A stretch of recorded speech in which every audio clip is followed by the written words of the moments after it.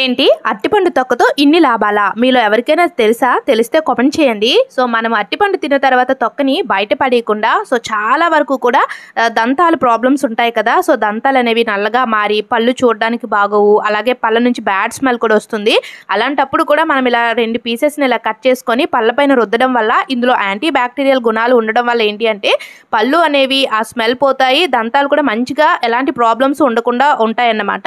ఇలా అరటిపండు తొక్కను తీసుకొని ఒక పీస్ పైన కొంచెం తేనె అప్లై చేసి ఫేస్ పైన రుద్దడం వల్ల ఫేస్ అనేది మంచి గ్లోయింగ్లోకి మారుతుంది. ఇలా మనం ఒక రోజు కాదు వారం రోజులు చేయడం వల్ల మంచి రిజల్ట్ ఉంటుంది. అండ్ మనకి ఫేస్ పైన ఉన్న పింపుల్స్ వల్ల వచ్చే మచ్చలు కూడా చాలా వరకు తగ్గుతాయి. యాంటీ బ్యాక్టీరియల్ యాంటీ ఇన్ఫ్లమేటరీ లక్షణాల కారణంగా మొటిమలు చాలా వరకు తగ్గుతాయి. అలాగే కంటికి కూడా చాలా మంచిది. కంటి చుట్టూ ఏర్పడిన ఆ డార్క్ సర్కిల్స్ని రిమూవ్ చేయడంలో చాలా మంచిగా వర్క్ అవుతుంది. టిప్ నచ్చితే లైక్ చేసి సబ్స్క్రైబ్ చేసుకొని మన పేజ్ను ఫాలో అవ్వండి. Thank you.